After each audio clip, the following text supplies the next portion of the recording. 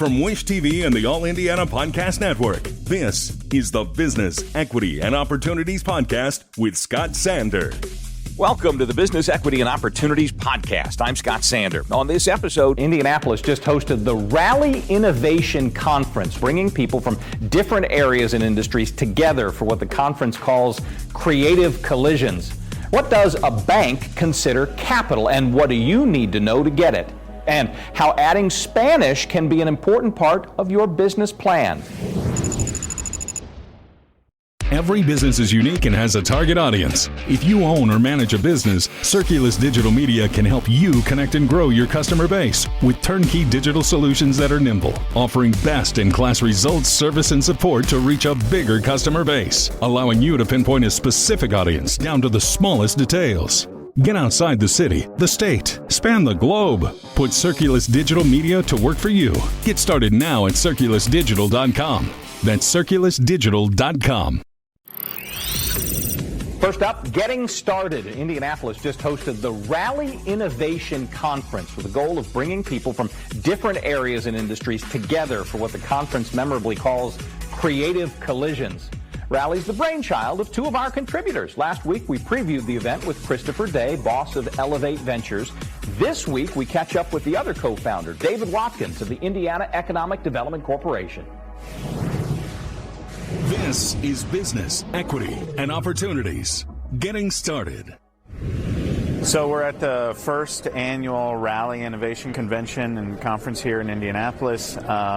And we're talking to innovators and entrepreneurs and shining a bright spotlight on Indiana's entrepreneurial ecosystem. Indiana's entrepreneurial ecosystem is on a massive upswing, and being able to bring in investors and companies and startups and entrepreneurs from around the globe, but also from right here in Indiana.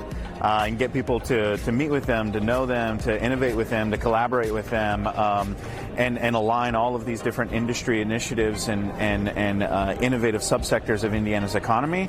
It's really important for us at the IEDC as we focus on entrepreneur-led economic development and helping those entrepreneurs grow and start their businesses right here in Indiana. One of the most exciting parts about Rally this year is that we have companies from Argentina to Estonia, Singapore to San Francisco who are going to be pitching here in Indianapolis to access up to $1 million prize investment should they choose to locate here in Indiana.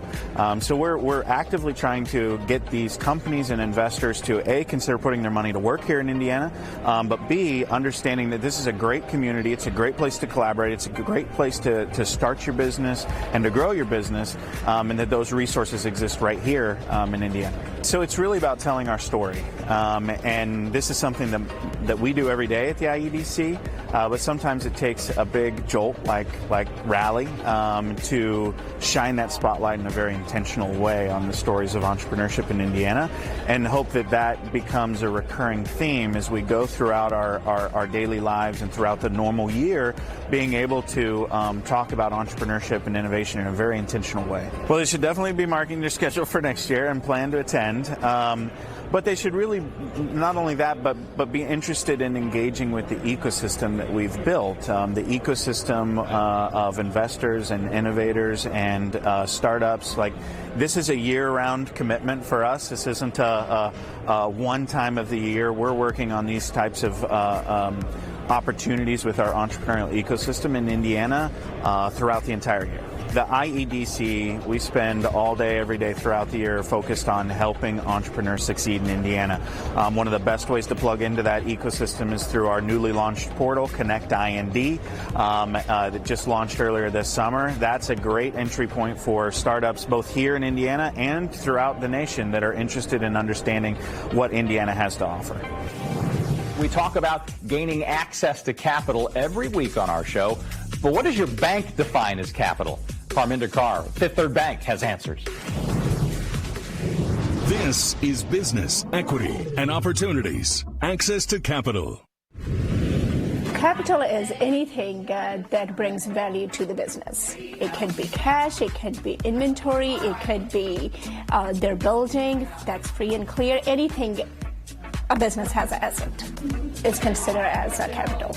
Obtaining access to cash is the biggest need of any small business owner. The very first thing I would highly suggest them to contact their bank. Fifth Third has tons of different options available depending on their needs. In order to have any kind of lending with business lending, we usually ask for 2 years of tax returns, their revenue, because some of the loans or lines of credit depends on their revenue as well, and 2 years of personal tax returns as well. So your personal credit needs to be minimum at 680 if you are a grantor on that loan, and also you would need to have a good credit history with your bank as well. So it's called something internal scores as well. So those would be, it could be cash, your CD, savings, any kind of equipment that you have free and clear, you have the title, and we do consider some of the commercial property, but as long as it's owner occupied. Equity financing means like a bank would be using the collateral. So collateral is anything that, as I said, what we just said. It could be your CD, it could be your cash, it could be your anything that you have equipment-wise. So once you actually, there are terms and conditions like, hey, we have this loan for 2 years or 5 years, whatever the terms are, bank will hold the collateral until it gets clear. So if you do default on the loan or the lending part, then bank has the full right of take the possession of that collateral. If your business is actually thinking that they may not be able to make the payments or anything like that, talk to your banker, talk to your business banker ASAP to see what other options are available to help you. Set up a business review once or twice a year. I personally am a financial center manager and a business banker, so I actually call my clients quarterly just to see, because one thing is working for you in banking industry may not work for you next 6 months. So just to make sure that you are taking the full advantage of what bank has to offer, it's really important to visit your banker or talk to them over the phone at least once a quarter. So banker will know what exactly your needs are by asking the right questions to see where you are. Like if you have just starting the business, what kind of capital you would need at that point. If you're expanding, what type of sources are you looking for since you're expanding the business, how are you expanding your cash flow? So cash flow, needs to go along with your business. So you need to make sure that you have a fully understanding how you can actually manage both at the same time. And going to your banker would be the best way to do it. Especially for established business, I highly, 100% recommend to have a line of credit, especially so you don't have to dip into your CDs, your saving accounts. You do have that backup plan in case your cash flow comes up short due to emergency. It could be that your equipment broke. You need to buy a new equipment because you got a biggest project, of the year. So those kind of stuff you need to be always prepared for. So you want to keep it as your backup pocket. So if something comes up, yes, go ahead and use that, but make sure that you are actually paying as much as you can, so you don't have, you're not looking for a balloon payment and then getting yourself in trouble for that. So I don't want you to use that for something personal comes up and then use the business line of credit for that.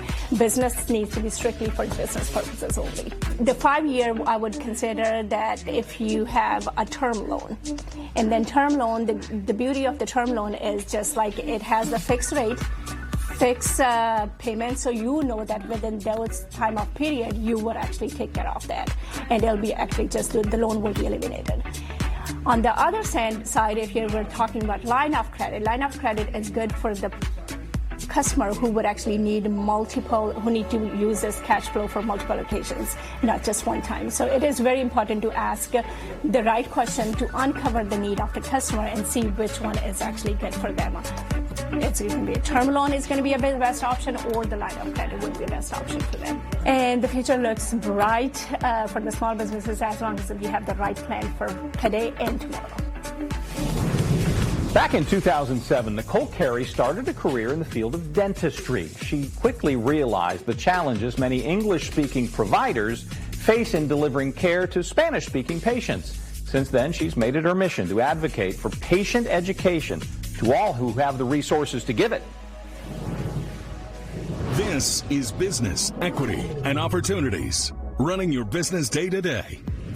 So I was born and raised in Indianapolis, went to high school at Ben Davis. I had a really amazing Spanish teacher that saw something special in me and allowed me to really dive into language. I was a complete language nerd, so love grammar, love linguistics, and I had the opportunity to teach Spanish in high school. She developed a program for me that didn't exist. And so because of that, I found a love of teaching and a love of language. I took my Spanish speaking skills to the field of dental hygiene. And when I graduated college, I immediately worked in clinics that served mostly Black and brown populations. And so I used the ability to connect and to speak to people about their health. That was something I really loved doing. What I realized, though, is a lot of times insurance dictates treatment. So in school, we learned best practices and the best care possible, but not everyone has access to that care. And so this was back in 2007 when I really realized that although I loved connecting with people through healthcare, I felt more of a calling to address more of the systemic issues that prevented folks from having access. So since 2007, I've been offering consulting services around best practices for connecting with communities that might be different from your own. Back in those days, it was called cultural competency training. It's changed names throughout the time, so multiculturalism, DEI. But really what I view it as is a way to connect with people when there are barriers for connection, and how can we change the system in ways that provides more access and opportunity for all folks. And that's a really complex question. So what I realized from the beginning is when you're talking to folks who have been in business for a long time and have done things a certain way, there's not necessarily a receptivity to learning new things, especially if that doesn't immediately translate to helping their bottom line. And I know that that's a reality that a lot of businesses face. So my second approach was to enter into education of younger folks. When you're working with younger people, some of the notions of our socialization have not been embedded yet. And so was more eager to speak to young folks about how to build connections with different communities. And a beautiful way to do that is through language. And I started that journey really wanting to teach my own kids Spanish. I'm a Black woman that speaks Spanish, and because I had a great teacher, I had access to language. But that's not everyone's experience. Sometimes people don't even understand the value of knowing a different language because it's not presented to them in that way. So I wanted to develop a program that allowed young kids to learn languages, but not just numbers and colors, but to appreciate culture, to be exposed to different ways of being, to kind of build empathy and compassion as a foundational skill. And I'm speaking about young kiddos, so 3 to 5. And when I looked for teaching materials, I only found curricula that had European faces. I didn't find faces that looked like me or my kids. And so I dove into a different avenue of learning and learned curriculum development and what are the foundations for early learning that are important. And I wrote my own curriculum, and that's really how I started in education and how Onda Spanish really started. So we develop curriculum, and then we offer Spanish classes for small children up to adults, and we still do that to this day, but our focus mostly is on presenting curricular materials that reflect the children that are learning and provide access to students of all economic means and all walks of life. There's this concept or this understanding that we can be idealistic and we can have vision for the future, or you can be strategic and you can think about the bottom line, and that those two things are separate. I don't see it as that. I see that being idealistic is that way because it's so far from our lived reality. But those big dreams, that's what I like to think about every day, those faraway notions and the complex issues of society, how can we break those things down one piece at a time? So that to say, strategy built around inclusivity, strategy built around belonging, around diversity, will improve the bottom line. I think what some organizations, especially after the murder of George Floyd, where there's been an influx in money into programs that think about inclusivity and belonging, and if it's 3 years later, if you haven't seen the ROI, right, some of those programs are being cut. And it needs to be thought about just like any other strategy in business. So how are we measuring success? A lot of times, if you just jump in and you say, I'm going to do this initiative, we're going to try to increase our supplier diversity, but it's not connected to measures of success, then it's not going to be able to be seen, and then it will be disconnected. However, diversity, inclusion, belonging, all of those things are critical for an organization's success. Our Hispanic population in the city is growing so fast, and the power of their dollar is so strong. We have to take that into consideration, and it's beyond language. So language is a key factor in reaching other communities, but it's not the only one. It's language, and it's also connected to culture and values and how we conduct business to accommodate everyone says a lot about who our ethos as organizations.